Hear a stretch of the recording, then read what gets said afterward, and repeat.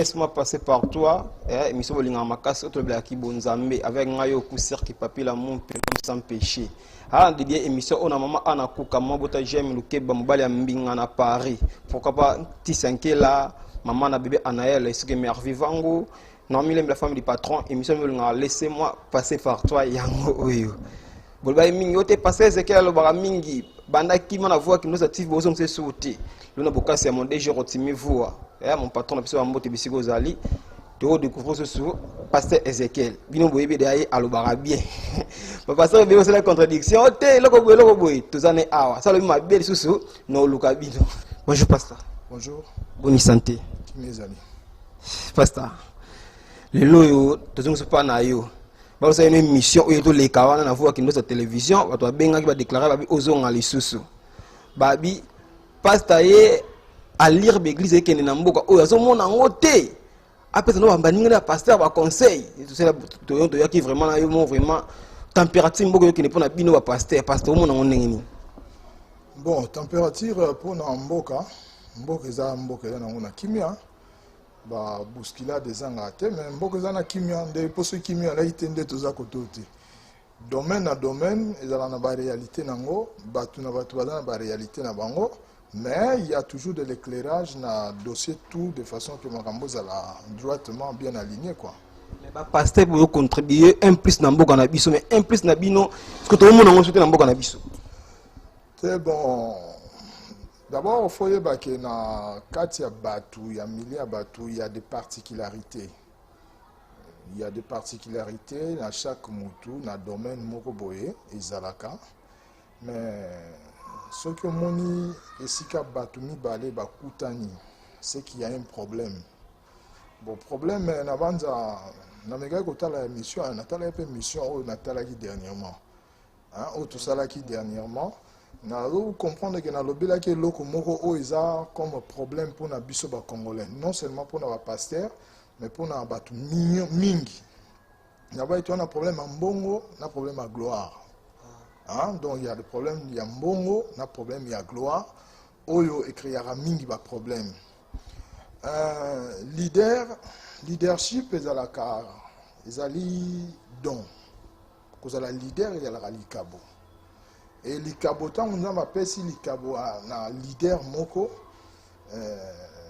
Tout ça à l'époque, nous devons pouvoir supporter que Nzambe a sali mutu moko boye na moment wana a salami po abima. Donc yo soki pe na nous tano eko quitter, il faut zela. Tant na yo ekoma. Mais si go lokola toza na batu. O ezama yanzoto nakati za na makila, nakati za na mai. Vous comprenez? Donc c'est difficile de supporter gloire ya mutu mususu. Parce que n'a pas besoin de comme place wana. Donc pour comme place wana ceux qui n'ont moyen direct donc il faut qu'un problème à la créer Pasteur. Ton mboka au christianisme ils ont dominé toutes les religions.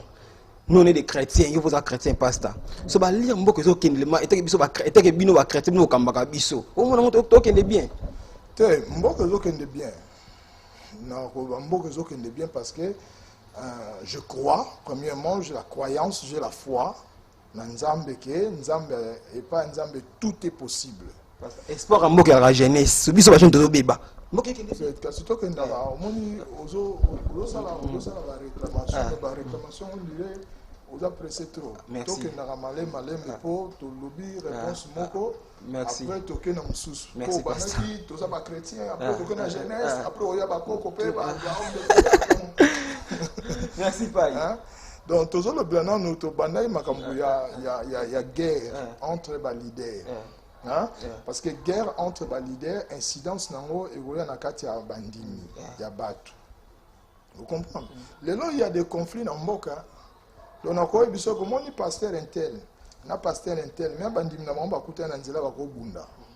Moi biloko ezalaki na ba musicien comme na ba pasteur. Bon, tu évites parce que mutema là na kati faut pas fongolo mutema. Bon, mutu musupe à cause de la paix bana bango bazo peta na bango pe kati mais bazo embrouiller situation les loyo mo yebi makamba ba ba ba ba biz shopping ba base na ba vie wana. Donc on peut rebêter na biso na yo peut te critiquer ye mo ayebi que te critiquer na biso ye. Mais bon biso bato ba va na ndako bazo landa ndeti kamba yebi te ke ngana yo to arranger lo mo boy. Le grand problème est que pas nzambe et ça déjà péché. Vous comprenez? Pour vous autres, qu'est-ce que c'est? Donc, problème, c'est que les lelo, na kati mboka na biso, na nous penda to tali yango bien ti.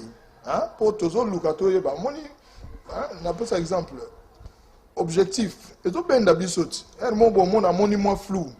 Hein? Alors na yeba, est-ce que le monde a ya pasteur, tu sais longi ya chroniqueur. Donc, makambo peso le cas pour le moment to définir en côté. Pour tout ngana to yeba. Pour ça que na batu miso abi non a critiquer un tel mais lobi non le akei ba kutani na bango pe ba arranger. Suko biso ba to ba commentaire, suko na biso za. Donc yango no moni ba biloko nyonso zo de kana mboka na biso photos anon na ba réserve avant to critiquer yango. Parce que moni pasteur na pasteur ba ko bunda mais ba yebi neni ba ko arranger. Il ko pasteur, ba pasteur ba créer ba baisse. Olo banini. Pesa ba conseil muki. Bon, ils a vague hein. Au moni, n'avait sauté qui n'a qui dernièrement na mwanda, hein? Chaque seconde vague zoya. Ah, et au quand ceux qui ont allé aux amis tout le monde à l'oyenge, au lingo quand la vague wana polo, hein? Au moni n'engue yé quand on kanti yango car monte ceux qui si ba vague. Mais après au moni sous musu soyé. Moi sous musu soyé. Tu comprends? Donc tous à la kaka makole za nasi. Hein? Muta pambola reza nzambe. Nzambe soit le gars pambolo na seconde. Avec si mon peuple me connaissait. Hein? Na seconde moko nzamba ko changer confondre makambo. Nous va passer bien la bonne côté. Aujourd'hui bien pourquoi bino ba pasteur. Aujourd'hui bino ba pasteur. Parce que aujourd'hui bino ba pasteur va de beleti. Il y a de ceux qui sont appelés pasteurs parce qu'il a la grâce nzamba bengi, il y a de ceux qui se sont introduits comme pasteurs. Donc à la vocation pasteur pastorale. Obi ba père na biso ndeti ba Coutinho Fernando, hein? Baye bateau ba sali mouvement hein il y a réveil ozolanda ba changer moment na pasteur à la type normal. Donc il y a des temps comme ça à bimi ozomona pasteur mais nous tous ce que azala ne pasteur té mais tel donc il pasteur peut comme boy donc na s'introduire comme pasteur. Donc les lots va s'introduire comme pasteur ba pasteur té. Vous comprenez? Mais le coup là, il y a occasion. Le quoi il y a occasion, il y a bima. Qu'est-ce que ça bimite? Parce que dans la paix, dans la pasteur, le lot tout le monde a un phénomène. Le lot, bon, tout le monde a cause la pasteur, a coufi, a tiki mon année. Est-ce que moi on a l'icabo? Est-ce que moi on a appelé? Si moi on a soit appelé te, boutique à Kambabato, on met ma bateau. Mais l'année passée, Ezekiel bonne église na yo. On a je me pousse na. On a mon comme Ephraim. Na salle Ezekiel ministre. On a so kofi na yo. Vu Ezekiel ministre comme église nani. Ya famille bala mo bon ça la bongo. Donc comment ça la bongo te? Bazo ça la bongo. Mais il y a des dangers hein. Ba danger yali comment on a ngoka comment on a bongo, il y a des dangers. Si vous n'avez pas l'appel de Dieu, que ça la ventine na makambanzambe te. Au CP la lelo parce que moi ndena lobika donc succès hein yo quand tu kala pena mutu famille kala baba no linga mwana wanga bala pasteur kala nous tous on a vers 80 et 89 pour mouvement bandi pena 90 ti ba 95 ans est-ce que ngande ti passer na ko yo bala pena mwana mwasi bandi manga ti ba mona pasteur ba to en crise ba tani mais lelo te pourquoi parce que évangile moderne. Donc il y a la modernisation. Mais dans cette modernisation, il faut regarder parce que naza mutu na ko lingate ce qui na yebi risque na ko lingate ko danger te. Hein? Donc na ko lo bapé tala ndeko makamboze belé hein mais oyo nde tolobi donc oyo azosala aventure na mosala nzambe ye moko mpe lokwa ayebi ka azosala aventure ayebi mpe akasiki aventure suka nango te ebo tobandi lelo te tala omoni ba stade wana eza na bato batondisa stade na évangile hein? Bapère lokola basoni kafuta batondisa bastade ozolanda do asala mpe kombo. Mais les lots pour mon alliance sur mon Sony, neti siko lelo so mo neti ba révérend Sony omoni ka mutu ordinaire hein mutu ayebi ete neti bano ba kola lelo bano ba koli ba botami na ba 2000 est-ce que ayebi Sony ayebi ne yete ayebi be exploit salate nazomona ba oba bimi lelo évangile ki lelo ya différent danger zali siko ke fo bato bazo linga lelo ba sala ba aventure na musala nzambe faut pas pousser na rapé pembe nya ba lo ba salaka déjà avant bato na bango risque ya la nini succès eza bien mais risque ya na succès omoni ba TV oyo na Kinshasa awa à l'époque tozalaka na 4 personnes ba bandoleka na TV vers les années 90 na série OZRT Coutinho Fernando Bisso Monseigneur Kembo bandoleka na OZRT bon ya moi il y a là toleka disté. Donc, télévision, ils allaient bien, parce que rendre au public. Mais télévision, qu'on lit à yo. Télévision, qu'on aussi sa valeur. Ceux qui ont la maîtrise, il y a makambo aux olobaté. C'est comme aussi aujourd'hui, aux hommes on a l'église, aux hommes on a succès, aux hommes on a gloire, mais il y a un parcours. Donc, mutuado tamboula, pas une azana au souk la wana te fona koma quelque part. Donc les lots sala ozo sala va bise sur nini salango ce que ça na voix hein il y a volonté en Nzambe c'est bon mais ce que ça na voix volonté en Nzambe té négocie là parce que même Nzambe appelle ça mutu bénédiction ou eza éternelle et la bénédiction de Dieu ne se fait suivre d'aucun chagrin mais quand on fait des pactes avec l'ennemi diable on peut ça yo succès il y a 2 ans 3 ans 4 ans 5 ans mais c'est bon sur o etikali. Et c'est mon nini ozala lelo na sala makambo belé ya minene mais lobby ba mona na sikoyo na komi mutu ordinaire te pas nzambe makambo ya ndenge wana te. Merci pasteur Ezekiel. Pasteur Ezekiel tant la TV otala ba jeune pasteur mi mikolo a besi prophétie mo boye na église boye bato bagangi na église mutu ngani boye nzamba la kisinga na monoko eskentel boye et après professeur pe sur retour na TV mutu ngabe na lukuta professeur simbi na ngosu te et ça la ndenge ni. Ils ont le coup là, au moins ils ont armé Namboka, mais baboto le bino moité Namboka. Ils ont pas cité. Parce que, n'a pas cet exemple. Ah, bolati boy, oza boy. Souka na mweza nini. Tant on a lobby qui oza boy, osali boy. Est-ce que problème à moutouane zali au détaillé sous-vêtements là tito le kwaza na moto problème ne ali ce qui est dans son cœur. Il faut voir ce qui est dans son cœur. Donner les résultats à ce qui est dans son cœur. Vous comprenez? On nous condamne, on condamne à l'église des réveils, on va créer des problèmes dans le Mboka. Non, les églises des réveils ne créent pas de problèmes. Parce que quand vous allez dans une église des réveils, vous écoutez le message d'abord. Aujourd'hui, beaucoup de gens se sont repentis, Bandumba, Bakuluna, ceux qui boyaient dans l'église, Bazali dans l'église d'Abisso. Donc, nous avons la charge, il y a des veuves, il y a des orphelins, même il y a des divorcés. Donc, la prophétie, ce n'est pas détailler la vie, Oyo ya mutu. Moi, je préfère na mutu, ceux qui au sambe la nzamba peso grâce. C'est-à-dire que mutu na no oyo sambe la wana, abongo la mutema. Ça, c'est ce qui est d'abord primordial. Parce que, n'a pas cet exemple, ndeko assemble la raté, caméraman assemble la raté. Bon, moi, dans la TV, na ebisi que ndeko, même biloko bon, si vous allez quand même surtout semble là, aux miracles. Les miracles, ça ne se donne pas comme ça. La Bible dit à ceux qui auront cru, à ceux qui croient.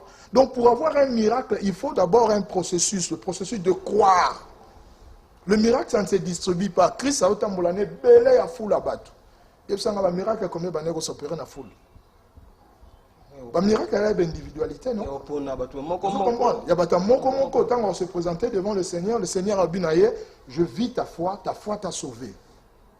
Jésus a bimi avec une grande foule, Bartimée, aveugle, avant dans le coin. Dans la foule, on a des malades, il y a un problème, c'est là qu'il mais il a ciblé plus. Moutoyo a besoin de salut. Vous comprenez? Le miracle, ça ne se donne. Bon, le miracle, on peut se casser. On peut nous dans la non-soutien. Dernièrement, la TV, papa mouchon na sexe. Papa mouchon na sexe à moutou.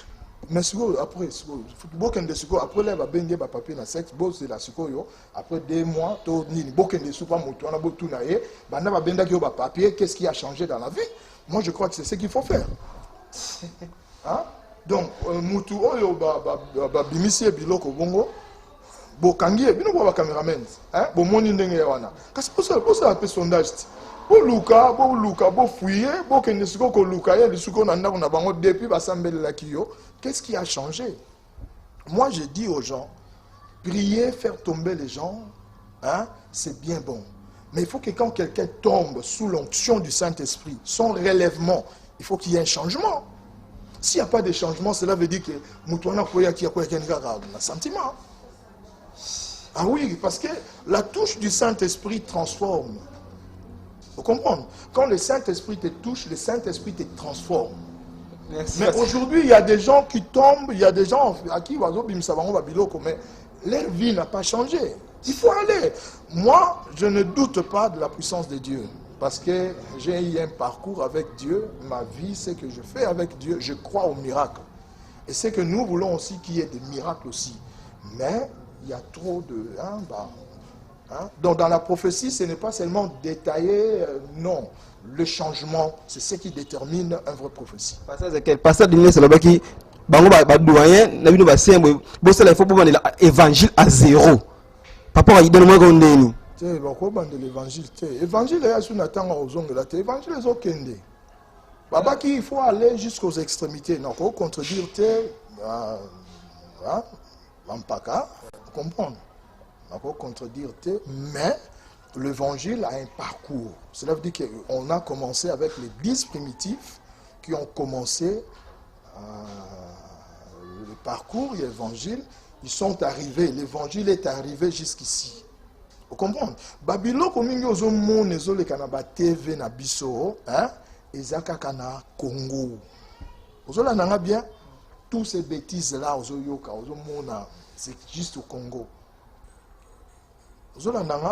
Mais ce qui n'a pas comme ça, si vous avez que Babylone, vous avez fait ça, Congo, parce que Mboka na biso Congo, ezana bilembo. Mboka na biso Congo, ezana katia prophétie en Nzambe. Et là où il y a la grâce de Dieu, là où il y a des dons de Dieu, il y a maintenant beaucoup de perturbations. Faut et il y a pour na ko mema batuba, tala. Ba mema batna lo yingi. Mais notre pays, ils ont une bénédiction sur le plan spirituel, et une bénédiction sur le plan matériel, et une bénédiction sur tous les plans. Dans le bino, nous avons qui na mwanda kana, uti mwanda kalate. Na moni moto ezopela, na tuni moto wana ezopela nini babi nanga gaz eleki ebele, siko eloko osala yango ezate yango na bazo tumba ngo kaka. Ah, siko ngamoko na mife na bisiko nzambe siko pa ya vandi. Na trône na ye ayebi apambola RDC. La richesse, c'est okende pamba. Il y a le processus, hein, l'évangile continue. On ne doit pas rentrer, reculer, non. Il y a dans la cadre petit ben mikolo, c'est évangile.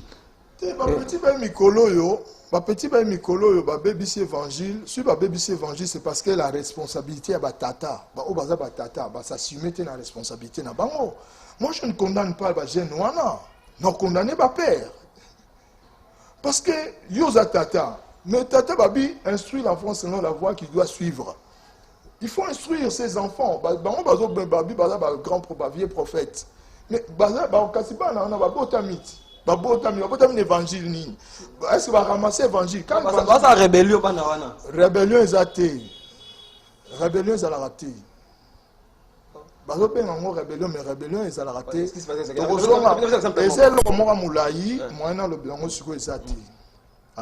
Il y a une émission qui se prépare, le problématique de la reconnaissance et de la responsabilité des pères. Comme c'est évangéliste. Dans le groupe moi Yangoma, comme c'est évangéliste. Dans le groupe moi Yangoma, la église, tu na ngoma na ba sœur na ba frère. Yo passe na sengo nzela ko ndimi na yo. Mais trop que ngomba wana oxo na komi na ngo na créer no na ngamoko. Ya rébellion te. Mais makamolobi wana yo évangéliste na kati église na yo Allez, au sein d'un groupe à bateau, ok, na bango na. Non, non, que ngomba, c'est comment que ngomba.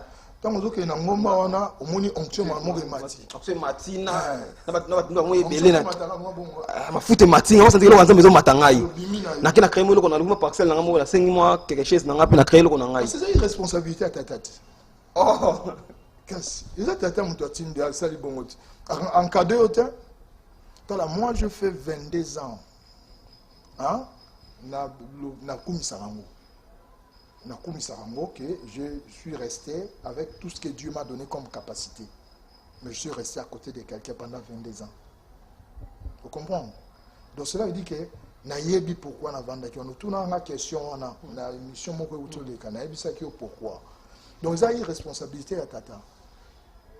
Tata mutu a fan sa mwana. Ndena lobi na Bible lobi ka instruire l'enfant. Donc ndengo na mwana na ndaku ndenge pe mutu aza na kati église aza mwana na yo. Lelo, kasi mboka za ba problème pour na ba irresponsabilité. Ça c'est l'irresponsabilité. Na lobi na yo qui est ezali irresponsabilité parce que moi dans ma maison, j'ai des enfants, bana na ngai faut ba ngam na pesa ba matoi, na la ça va importance à litoi, importance à misu. Olandinga, donc ce qui mut moi na abimi lelo te, il a été mal encadré. Il a été mal encadré. Donc, à Cameroun, il y a un manque d'encadrement. Mais la responsabilité, là,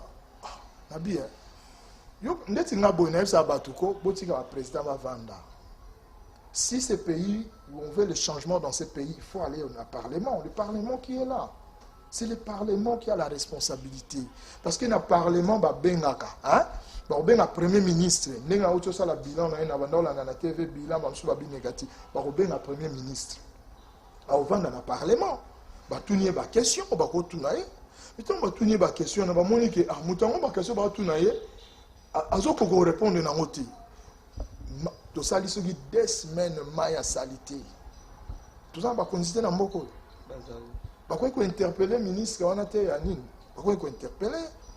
Mais, le manque de responsabilité. Non, mouton est responsable, à éviter qu'il est responsable. C'est ce qui se passe dans notre pays. C'est ce qui se passe aussi dans les églises. Les bandits, les lotés, donc, il faut que le père, quand on est père, il faut s'assumer. Quand on est président de la République, il faut s'assumer. Quand on vous donne ces caméras pour Oyanango, Osalango, Makambo, il y a que tu as la responsabilité. Ce qui est bébé, bungi, tout nayo. Moi, je dis, quelqu'un me donne de l'argent, après 50 000 $, bombé la naï. Mais je prends ça, c'est ma responsabilité, je dois veiller sur ça. Pour ce que bungi, qu'est-ce qu'on peut interpeller n'a pas aucun fou n'angati. Au niveau parce que faut t'analyser. Donc la responsabilité de tout ce qui se passe sur le plan politique, sur le plan ecclésiastique, la responsabilité c'est sur la tête de ceux qui se disent être pères. Bah, on n'est pas la responsabilité. Sauf que l'ingé prochainement, tout zonga tout au zonga. Merci Pasteur Ezekiel. C'est une émission Bali Bosso. Il y a une émission Nabi. Pasteur Ezekiel le bien mais quand moi tenga mwandamo. Comment se fait le bino pasteur ko sa ne bi musala musuzupe. Et c'est là pasteur mtema passa bi akolo ba un pasteur à l'esclave à Yesu. Fa ba kana ba bureau a défendre na ndenge na yi. Abaki eloko ne otenga mwandamo koto wana. Azala wapi? Ana ki manseke. Na ko critiquer était. Mais la vision aussi ça dépend aussi de quoi. Vous comprenez? La vision. Je donne l'exemple parce que vous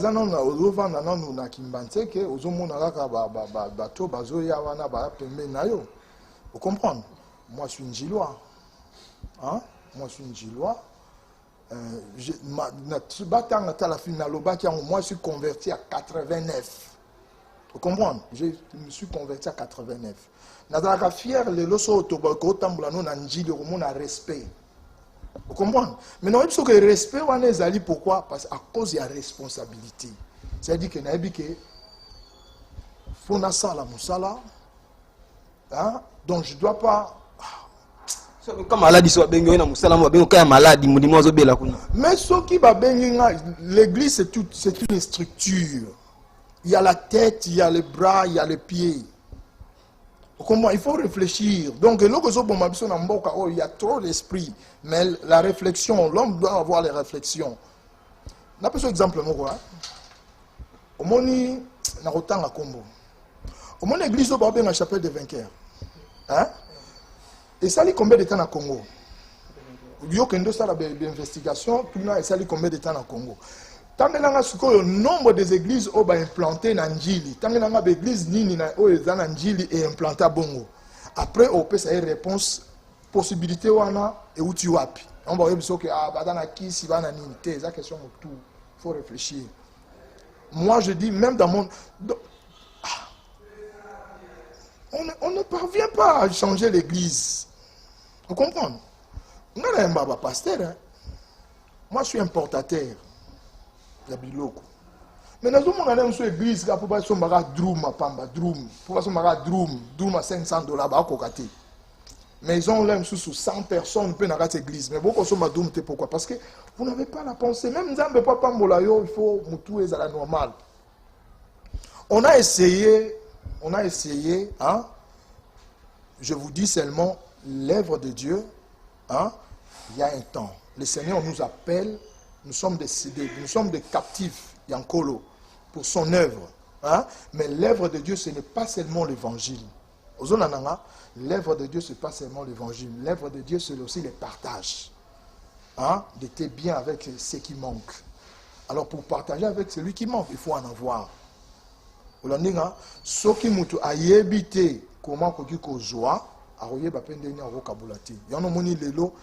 pasteur tout ça la rebelle. Moi je condamne le pasteur on a pasteur rebelle autant la jeep mais quelle est l'église naïe. Église dans église dans nous a noté.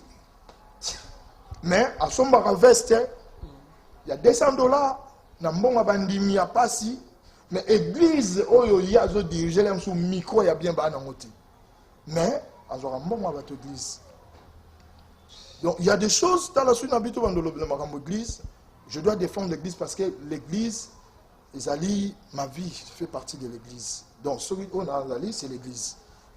Donc on a peut-être que ma église c'est ma bé. Hein? Donc ce qui nous tourne stade où il y a Zali wana abi que faut ça la tremplin pour nous comprendre tout. Le jour où on va comprendre au monde à changer le langage hein? Donc les templins on aime bien être les temples, mais on n'a pas aussi le temps de faire les temples dans l'église. C'est quel séminaire côté j'ai un calendrier très rempli pour l'église à Libana parce que moi quand je suis dans l'église mon côté je ne pars pas seulement pour prêcher l'évangile mais je veux pour créer dans l'esprit de ceux qui sont là l'esprit d'entrepreneuriat. C'est ce que le Seigneur nous a dans la Bible, donc je le fais. Et puis on affecte les gens pour que base à la béni et puis base à la ouverte. Merci Pasteur Ezekiel, on est presque à la fin de l'émission. Laissez-moi. Pasteur Ezekiel, les lois ceux qui babi ça concerne la jeunesse congolaise na ligue to okay nango concerne au pesa biso. Bon, na autant les lois moko boye. Document moko à partir il y a âge à 50 ans donc à partir à 40 ans de 40 ans tilikolo hein la vie aux jeunesse na biso zo mema bat ba okufa belé conseil na pesi bato mwana la vie au jeunesse na biso zo meni actuellement ya ba zododo il y a Masanga, il y a Bombe, il y a Nîmes. Donc, nous vivre en haut, et nous avons fêté parce que nous avons encore jeune. Mais à partir de l'âge de 40 ans, si nous avons 60 ans, nous avons belé bakoufa. So iba bon limité maté. On a pensé à des présidents de la République Sangza passer sur la marque. Si vous savez là pour mboka bon maman ici là mais ici les gars. Basangi sagi batu bon. Kosangi sabatu pour la prière. Notre pays n'est pas un pays chrétien. Ah, RDC est un pays chrétien. C'est un pays laïque. Nous sommes un pays laïque, nous ne sommes pas un pays chrétien. Le pays va changer le jour où le pays va devenir un pays chrétien. Heureuse la nation dont l'Éternel est Dieu. Donc pour le moment, le pays, même quand on a parlé de dédicace, on n'a pas dédié le pays dans Zambie. Pour dédier le pays dans Zambie, il faut qu'on commence par le Parlement. Parce que le siège de décision sur le Parlement.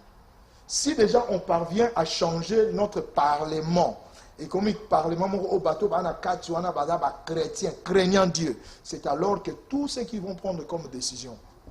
obi ke na regretaka na mona penza lobi na tuni pasteur moko ndenge bar oyo ekangi penza nzela na njili awa bar ekangi nzela ya ba passant bourgmestre azalaka hein ba autorité pe ba leka nzela wana ba moni penza bar ekangi nzela mais baloba ilo te na tuni pasteur wana mukolo église ekotia kaka ekanga kaka nzela ndenge baro ekangi hein c'est donc voyons quand pasteur moi ba payer on est chrétien.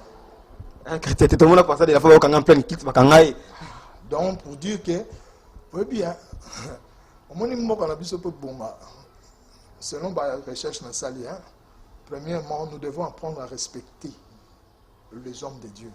Dans ce pays, on ne respecte pas les hommes de Dieu. Comprendre? Donc, Waneza et Lokwa Liboso. Deuxièmement, le respect de la femme. Dans ce pays, il n'y a pas le respect de la femme. Le pays où les pasteurs ne sont pas respectés, le pays où la femme n'est pas respectée, le pays où l'air n'est pas respecté, le pays où on est développé. C'est trop profond, hein? Surtout comme Erwan.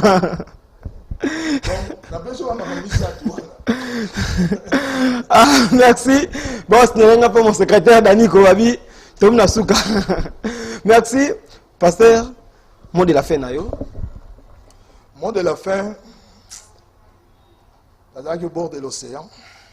Na 6 heures ngamoko c'est munene na taille na likolo na moni mapata na taille na se na moni mai izangi fait likolo mai ata papier zati na tourner na taille na mpanzi boye moye bimi photo banga nzambe ah bino pesa professeur makasi na mboko hotel no pesa na hotel prophétie na bible oh merci. Bon, prophétie, non, ça va être baloba. Prophétie, oh, c'est important. Prophétie, c'est important que les gens doivent changer. Pas bon, on l'a mis tellement. Ils doivent croire au Seigneur Jésus. Si les gens croient au Seigneur Jésus, c'est tout. Ah, merci. C'est le plus grand de la prophétie. Parce qu'on a beau prophétiser, là, on est sur bon, on est maté. Ça va rien faire. Dédicace Nayo. Dédicace Nangaï. Là, saluer nos petites sœurs Petit c'est un chouchou. Ah, alinganga mingi. Abina la neye émission mo boko il bangati. Comment chouchou? Na kwa kilo. Na petit nanga, petit frère Bénédicte, petit frère propre. Et puis ma grande famille, donc Tozé Belé. Et puis moi Sinangai, on a linga mingi, maman mi fille Zolo. Maman mi fille Zolo. Et puis tous mes enfants. Encore une autre enfant, et ce comme on est divine, Moubiala. Il y a une personne qui a été sous le banga. Donc, moi, chaque mois, moi, donc, moi, on a la bénédiction. Merci. Merci. Quant à moi, je salue mon DG Rotimi, vous, les patrons de cette chaîne, vous, à Kino, la télévision. Pourquoi pas, pasteur, vous, à Kino, Sama, pasteur à l'Église ministère mondiale, gagné au Seigneur Jésus-Christ, n'a pas sur Bambote. Arthur Gilles Tonga, le grand caméraman, mon disciplinaire, n'a pas sur Bambote. Mon CG Daniko. Bambote na ebele yango na fwa équipe ma VK télévision parce Bambote tous les chroniqueurs na chroniqueuses nyonso Bambote na bino non mile la femme du patron non c'est la gare non cela tisanke la non mile ma pour libérer nga yo sa mo kilo weneni na parce que mon écran na ah et ça nga vraiment bien maman na kuka mama bota merveille nke la koka ba bébé Anaël na ba merveille vango pourquoi ba tisanke la depuis États-Unis Tisiankela et depuis Paris chez la dina depuis États-Unis il y a pas toi des âmes mana bien bébé Rissel na États-Unis na piso no mbote ebele na posa ina Julie Tanguer maintenant première vulnérable du Congo excellence Gaborien Mboma ba première vulnérable ya Congo bana fo j'aime ton ensemble pourquoi pas na yo papa Seni excellence dit tout Moniz Blaise Bambote na ebele honorable Armel Moniz Bambote na ebele cordon hiver il y a patron Wakinda ba joka na poto hôtel wala ya ka moko flat ya ka moko na njil quartier 4 so boye na s'intéressant tu ba ça yo résidence d'Iance il y a patron Wakinda et ba na njil ya propre salle ya propre ba chambre ya propre ya goût Gérard Bernard Azawana to ya vraiment et ça là vraiment bien tous les joka au Londres aux États-Unis bon comme al resto coûte vanda comme resto coûte bon va na bino en tout cas na bino vraiment on se revoit à la prochaine numéro ciao.